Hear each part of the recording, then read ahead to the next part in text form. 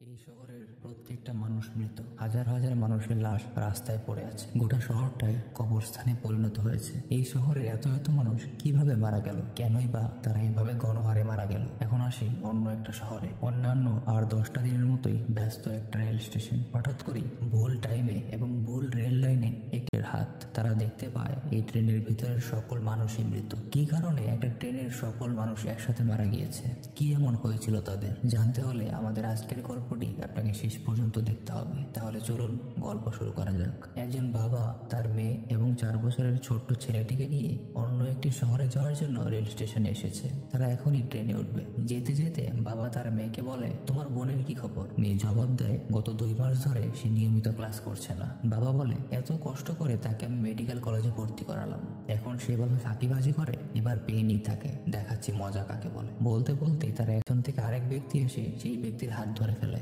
এবং তার হাতে অনেক মোচড় দিয়ে ধরে রাখে। এখানে খারাপ ব্যক্তিটি ছিল একটি ডাকাত দলের সদস্য।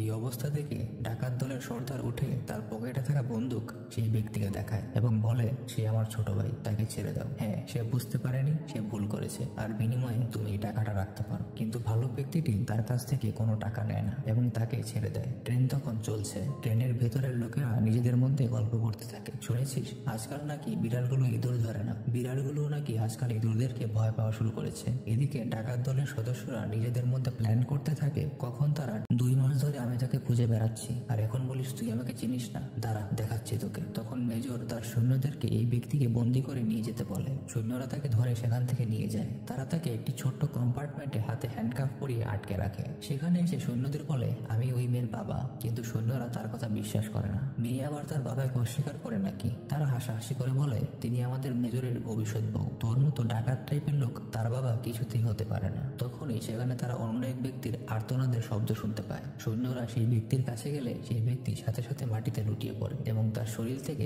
ঝাঁকে ঝাঁকে ইঁদুর বের হয়ে আসতে থাকে। তারপর সেখানকার বস্তা এবং বাক্সগুলো থেকে আরো কয়েকশত ইঁদুর বের হয়ে আসে এবং 2 সৈন্যকে আক্রমণ করে বসে। জং কোনো মতনে মাটিতে পড়ে থাকা চাবি উঠিয়ে নিজের হ্যান্ডকাফ খুলে সেখান থেকে দরজা বন্ধ করে পালিয়ে আসে। এদিকে সেনাবাহিনীর কম্পার্টমেন্টে 2 জন সাধারণ দম্পতিও ছিল। সেখানকার স্ত্রী তার স্বামীকে বলে, এই শোনো, সিলিং এর উপর কি জানি শব্দ হচ্ছে, আমার মনে হয় ইঁদুর, তুমি একটু দেখো তো। স্বামী তাকে বলে, এই বয়সে এসে তোমার জন্য আমাকে ইঁদুর মারতে হবে, তাও ট্রেনের মধ্যে? আমি পারবো না। কিন্তু স্ত্রী নাছোড়বান্দা হয়ে বসে থাকে। সে তাকে বলে, যদি তুমি না দেখো তাহলে তোমার সাথে আমি আর কথা বলবো না, ভীতু কোথাকার। বাধ্য হয়ে সেই বেচারা স্বামী একটি লাঠি নিয়ে সিলিং এর বিভিন্ন জায়গায় গুঁতো দিতে শুরু করে। হঠাৎ এক জায়গায় গুঁতো পড়লে সেই জায়গাটি ভেঙে সেই কামরার মানুষেরা ইঁদুরের কামড়ে আহত হয়ে ফ্লোরের উপর গড়াগড়ি খাচ্ছে। সে হতভম্ব হয়ে পড়ে। তখন জং বুদ্ধি করে ফ্লোরের উপর পা না রেখে বিভিন্ন সিট এবং বক্সের উপর পা রেখে কোনো মতনে লাফিয়ে লাফিয়ে সেই কামরাটি পার হয়ে যায়। এদিকে সেনাবাহিনীর সদস্যরাও পালাও পালাও, ইঁদুর আসছে বলে এক কামরা থেকে অন্য কামরায় পালিয়ে যেতে শুরু করে। তারা যাওয়ার একটু পরপরই সেই কামরায় জং আসে এবং সবাইকে বলে, ইঁদুর আসছে, তোমরা তাড়াতাড়ি পালাও। লোকেরা তাকে পাগল বলে হাসাহাসি করে। তারা বলে, ইঁদুরকে আবার ভয় পাওয়ার কি আছে, ইঁদুর তো আমরা পায়ে পিষে মেরে ফেলি। জং তার নিজের কামরায় ফিরে আসে। সেখানেও সে একইভাবে সবাইকে বলে, কিন্তু তারাও তাকে নিয়ে হাসি তামাশা করতে থাকে। তারপর জং তাদের কথা পাত্তা না দিয়ে তার ছোট ছেলে এবং লিংলিংকে নিয়ে সেই কামরা থেকে সামনের দিকে আগাতে থাকে। সে চলে যাওয়ার পরপরই সেখানে এক ব্যক্তি মৃগী রোগীর মতো ছটফট করতে করতে সেই কামরার মধ্যে আসে। কিছুক্ষণের মধ্যেই হাজার হাজার ইঁদুর দল বেঁধে সেই কামরার মধ্যে চলে আসে। ট্রেনের ভেতরের মানুষ তখন বাঁচার জন্য ট্রেনের এক কামরা থেকে অন্য কামরার দিকে ছুটে বেড়াচ্ছে। প্রত্যেকেই তখন নিজের জীবন বাঁচাতে ব্যস্ত। জং, টিং এবং ডু পেছনে পড়ে যায়। পালাতে গিয়ে এক ব্যক্তি ট্রেনের কামরা লক করে দিলে টিং, জং এবং ডু সহ আরো বেশ কয়েকজন 2 কামরার মধ্যে আটকে পড়ে। সেনাবাহিনীর সদস্যরা তখন সবচেয়ে সামনের কামরাটিতে পৌঁছে গিয়েছে। সেখানে পৌঁছে সেনাবাহিনীর প্রধান পেছনের দরজা লক করে দেয় এবং মেজরকে আদেশ করে ট্রেনের অন্যান্য কামরাগুলোকে আলাদা করে দিতে। মেজর কিছুক্ষণের জন্য স্তব্ধ হয়ে দাঁড়িয়ে থাকে। এর মধ্যে ইঁদুররা দরজা ভেঙে ভিতরে ঢুকে পড়ে। তাই একদম শেষ ব্যক্তিটিকে সে আর তুলতে পারে না। সে নিচে পড়ে ইঁদুরের হাতেই প্রাণ হারায়। তারপর তারা সবাই ট্রেনের ছাদে আশ্রয় নেয়। ঠিক তখনই আর্মি মেজর পেছনের কামরাগুলোর মধ্যে সংযোগটা কেটে দেয়। ডু সেটা লক্ষ্য করে সাথে সাথে লাফিয়ে সচল কামরার ছাদে চলে যায় এবং একে একে অন্যদেরকেও লাফ দিতে বলে। জং তার ছেলেকে কোলে নিয়ে অনেক কষ্ট করে লাফ দিয়ে কোনো মতনে সচল কামরায় গিয়ে ঝুলে পড়ে। পুরো ট্রেন তখন মাত্র 3টি কামরা নিয়ে চলছে। ডু, জং এবং টিংটিং ছাদ থেকে নেমে কামরার ভেতরে আসে। লিংলিং তখন অজরে কান্না করে চলেছে। সে তার বাবা জংকে দেখে লজ্জায় মাথা নামিয়ে ফেলে। ট্রেনের ভেতরের সবাই তখন মেজরের উপর চেঁচামেচি করতে থাকে। হঠাৎ ডাকাত দলের একজন সিট থেকে অজ্ঞান হয়ে পড়ে যায়। লিংলিং ছিল একজন মেডিকেল কলেজ ছাত্রী। সে ওই ব্যক্তির গলায় ঘা দেখে সবাইকে বলে ও ইরসিনিয়াতে আক্রান্ত হয়েছে। এটা একটা ভয়ঙ্কর ছোঁয়াচে রোগ। আমাদের মধ্যে যাদেরকে ইঁদুরে কামড়েছে তাদের এখনই কোয়ারেন্টাইনে নিতে হবে, নইলে যারা সুস্থ আছি তারাও অসুস্থ হয়ে মারা যাব। একথা শোনা মাত্রই ট্রেনের সবাই আতঙ্কিত হয়ে পড়ে। সবাই নিজেদের শরীর চেক করতে থাকে। টিংটিং চেক করে তার ছোট ভাইয়ের হাতেও ইঁদুরে কামড়ে দিয়েছে। তখন জংও দেখে তার ছেলে আক্রান্ত। এর মধ্যেই ট্রেনের সবাই আতঙ্কে চেঁচামেচি করতে থাকে। জং তখন চিৎকার দিয়ে বলে, কেউ ভয় পাবেন না, এর ওষুধ আমি জানি। আমি এই প্রদেশের হেলথ ডিপার্টমেন্টে চাকরি করি। গত মাসে আমরা ইংল্যান্ড থেকে একটা ওষুধ অর্ডার করেছিলাম এই রোগের জন্য। সেগুলো আমাদের সামনের স্টেশন হসপিটালেই থাকার কথা। সামনের স্টেশনে ট্রেন থামালে আমি গিয়ে সেটি নিয়ে আসতে পারবো। এই কথা শুনে ডাকাত দলের সবাই নইলে এই ভাইরাস দ্রুত ছড়িয়ে পড়বে, কিন্তু তার কথায় কেউ কান দেয় না। তারপর ডাকাত সর্দার নিজের বন্দুক বের করে সবাইকে হুমকি দিলে সবাই তার কথা মেনে নেয়। যারা আক্রান্ত হয়নি তারা সবাই একে একে পাশের কামরাতে চলে যায়, কিন্তু লিংলিং আক্রান্তদের সাথেই থেকে যায়। তখন জং তাকে এসে বলে, তুমি কি জানো না এই ভাইরাস কতটা ভয়াবহ? এখানে বসে আছো কেন? আমাদের সাথে পাশের কামরাতে চলো। লিংলিং তাকে বলে, আমি তাদেরকে সাহায্য করতে চাই। জং জবাব দেয়, তোমাকে কে সাহায্য করবে? তুমি বড় হয়েছো আমার অবাধ্য হয়ে, সব দোষ তোমার মায়ের। লাই দিয়ে দিয়ে সে তোমাকে বাবার অবাধ্য বানিয়ে দিয়েছে। লিংলিং তখন চিৎকার করে বলে ওঠে, সারা জীবন তুমি আমার মাকে অপবাদ দেওয়া ছাড়া আর কি করতে পেরেছো? আমার মায়ের কোনো সমস্যায় তুমি কোনোদিনই পাশে ছিলে না। আমার ছোট ভাইকে জন্ম দিতে গিয়ে মা যখন মৃত্যু সজ্জায় ছিল তখনও তুমি একটিবারের জন্য আসোনি। আমার মাকে এভাবে ছোট করার কোনো অধিকার তোমার নেই। আমি বাড়িতে যাই না শুধুমাত্র তোমার এই বর্বর আচরণের কারণে।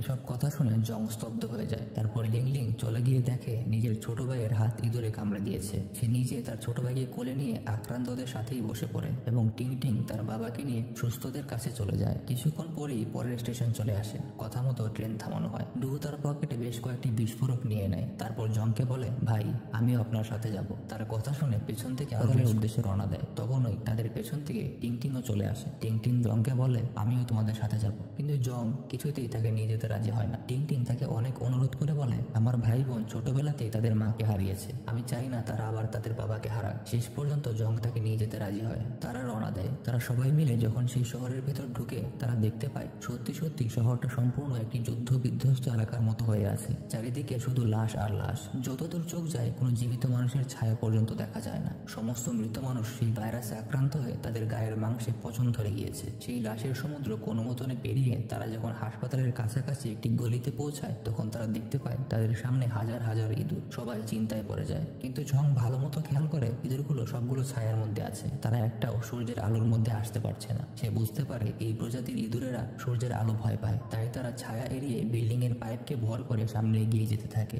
এর মধ্যে একজন নিচে পড়ে যায় এবং সাথে সাথে ইঁদুররা তাকে আক্রমণ করে কয়েক সেকেন্ডের মধ্যেই খেয়ে রোলের আলো থাকে না। তারা আরো বিপদে পড়ে যায়। অনেক কষ্ট করে শেষ পর্যন্ত চারজন কোনো মতনে হাসপাতালের ভেতর পর্যন্ত পৌঁছাতে পারে। দৌড়ানোর সময় ডুয়ের পা গুরুতরভাবে আহত হয়, তাই ভেতরে এসে টিংটিং একটি কুপি বাতি জ্বালিয়ে হাসপাতালের ব্যান্ডেজ দিয়ে ডুয়ের পা ব্যান্ডেজ করে দেয়। জং ও ডুকে দেখতে ব্যস্ত থাকে। এই ফাঁকে চতুর্থ ব্যক্তি আরেকটি কুপি নিয়ে হাসপাতালের ভেতর দেখতে থাকে। হঠাৎ করে কোথা থেকে এক ব্যক্তি এসে তাকে মারতে শুরু করে। জং আর ডু মিলে তাকে থামায়। সে বলে সে অনেক বেশি ভয়ে আছে, সে অনেক দিন থেকেই এখানে আটকে আছে, ইঁদুরদের ভয়ে সে বাইরে যেতে পারছে না। জং তাকে বলে এই হাসপাতালেই ওষুধ আছে, আমি জানি। এ কথা শোনা মাত্রই সে আনন্দে দৌড়ে ভেতরের রুমে চলে যায়। জং, ডু এবং টিংটিং তাকে ফলো করে ভেতরের রুমে গেলে সে দেখতে পায় ওই ব্যক্তি তার বউ আর বাচ্চাকে বলছে, তোমাদের কিছু হবে না, এই শুনছো, ওষুধ পাওয়া গেছে, তোমরা সুস্থ হয়ে যাবে। জং তাকে তাড়া দিয়ে বলে, আমাকে ওষুধের গোডাউন খুঁজতে সাহায্য করো। এ তাদের সবাইকে ওষুধের গোডাউনে নিয়ে যায়। সে একটি মশাল জ্বালিয়ে গোডাউনে ঢুকে পড়ে, কিন্তু দেখতে পায় সেখানেও হাজার হাজার ইঁদুর, কিন্তু মশালের আগুনের ভয়ে ইঁদুরগুলো কাছে আসছে না।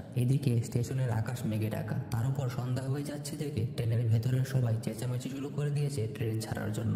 ডাকাত দলও ততক্ষণে অধৈর্য হয়ে গিয়েছে, কিন্তু ট্রেনের ড্রাইভার বলে, সেই ব্যক্তিকে আমি 2 ঘন্টার কথা দিয়েছি, আমি আমার জীবনে কখনো সময়ের হেরফের করিনি। কিন্তু ডাকাত দলের লোকেরা তাকে কেউই পালাতে পারে না। সবাইকে স্টেশনের মধ্যে ইঁদুরের কামড়ে আহত হতে হয়। অসুস্থদের কামড়ার লোকজন জানালা দিয়ে তাদের এই ভয়াবহ পরিস্থিতি ভেতর থেকে দেখতে থাকে। এদিকে জং আস্তে আস্তে পা ফেলে ওষুধের গোডাউনে গিয়ে একটি স্টিলের পাত্রে সেই রোগের ওষুধগুলো নিয়ে হাসপাতালের ওই ব্যক্তির কাছে দেয়। কিন্তু হাসপাতালের ওই ব্যক্তি তাদেরকে ধোঁকা দিয়ে দরজা বাইরে থেকে লক করে সে ওষুধ নিয়ে পালিয়ে যায়। ওই ব্যক্তিকে আটকাতে গিয়ে তাদের সাথে থাকা আগুন নিভে যায় এবং তাদের পালানোর শব্দে ইঁদুররা সব টের পেয়ে যায় এবং তখন ঝাঁকে ঝাঁকে ইঁদুর তাদের দিকে ধেয়ে আসতে থাকে। সেখানকার দরজাগুলো খুব পুরনো হওয়ায় খুব সহজেই তারা দরজা ভেঙে সেখান থেকে পালিয়ে আসতে পারে। পালিয়ে আসতে গিয়ে তারা দেখে ওই ব্যক্তি ওষুধের পাত্র হাতে চুপচাপ বসে আছে এবং তার পাশে তার ছেলে এবং স্ত্রী মৃত অবস্থায় পড়ে আছে। অর্থাৎ যাকে বাঁচানোর জন্য সে ওষুধ নিয়ে পালিয়ে এসেছিল, এসে দেখে সেই তার ছেলেই মারা গিয়েছে।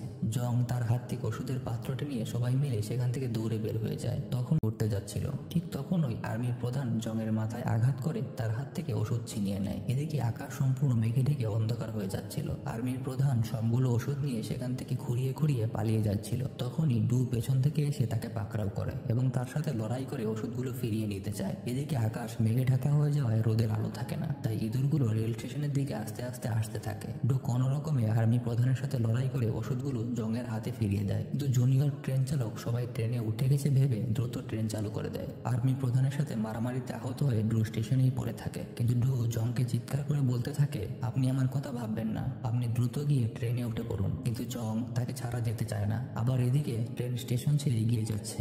ঝাঁকে ঝাঁকে ইঁদুর স্টেশনের দিকেই ছুটে আসছে। কোনো উপায়ান্তর না দেখে জং বাধ্য হয়ে ডুকে ছাড়াই ট্রেনে ওঠার জন্য দৌড় শুরু করে। টিং টিং তাকে হাত ধরে ট্রেনে তুলে ফেলে, কিন্তু জং তার অসুস্থতার জন্য হাঁটতে পারে না, সে পিছনেই পড়ে থাকে এবং দেখতে দেখতেই হাজার হাজার ইঁদুর এসে ডুয়ের সারা শরীর ছিন্ন ভিন্ন করে দেয়। ডু হাসতে হাসতে সেখানে ইঁদুরদের হাতে প্রাণ হারায়। ইঁদুরগুলো ট্রেনের পেছন পেছনে আসলেও শেষ পর্যন্ত তার ট্রেনকে ধরতে পারে না। জং সে ওষুধগুলো সবার হাতে তুলে দেয়। লিং লিং এক এক করে যারা ইঁদুরের কামড়ে আক্রান্ত হয়েছিল সবাইকে সে ওষুধের ইঞ্জেকশন দিয়ে দেয়। তারা কিছুটা সুস্থ অনুভব করতে থাকে। গল্পটা এভাবে শেষ হলেও পারত, কিন্তু ভাগ্য সবসময় আমাদের সহায় হয় না। কিছু দূর যাওয়ার পরেই জুনিয়র ট্রেন চালক ট্রেন থামিয়ে দিতে বাধ্য হয়, কারণ ট্রেনের দুর্ঘটনার কারণে সামনের ট্রেন লাইন অচল হয়ে পড়ে আছে। ট্রেনের লাইন থেকে অচল বগিটি সরিয়ে দিতে না পারলে ট্রেনকে সামনে নিয়ে যাওয়া সম্ভব হবে না। কিন্তু ভয় পেয়ে কেউ সেই বগিটিকে সরিয়ে দেওয়ার জন্য বাইরে বের হতে চায় না। অপারগ হয়ে যখন একাই সেই বগিটিকে সরানোর জন্য সাহস করে, দেখে একজন ডাকাত দলের লোক তার সারা শরীরে বোমা বেঁধে ইঁদুরদের দিকে এগিয়ে যেতে থাকে।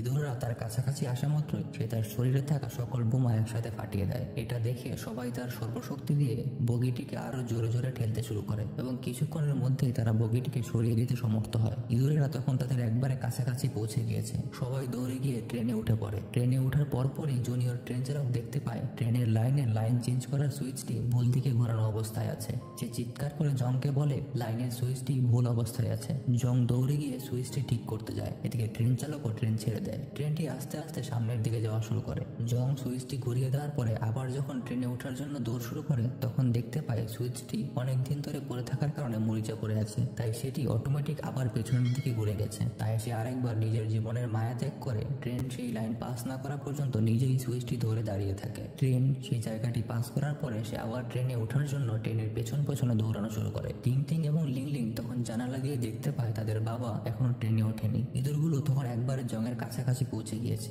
শত শত ইঁদুর জংয়ের পেছন দৌড়াতে থাকে। টিং টিং এবং লিং লিং ট্রেন থামাতে চায়, কিন্তু জং চিৎকার করে বলতে থাকে, আমার জন্য তোমাদের ট্রেন থামাতে হবে না, তাহলে সবার মৃত্যু হবে। কিছুক্ষণ পর জং আর দৌড়াতে পারে না, তার গতি কমে যায়। দৌড়াতে দৌড়াতে সে তার দুই মেয়েকে চিৎকার করে বলতে থাকে, আমাকে ভুল বোঝো না মায়েরা, আমি তোমাদেরকে অনেক ভালোবাসি, হয়তো অকারণে আমি তোমাদেরকে অনেক কষ্ট দিয়েছি, তোমরা আমাকে ক্ষমা করে দিও। এই বলে সে থেমে যায়। টিং টিং এবং লিং লিং দুজনেই তাদের বাবার জন্য বুক ফেটে কান্না করতে থাকে। পেছন থেকে ইঁদুররা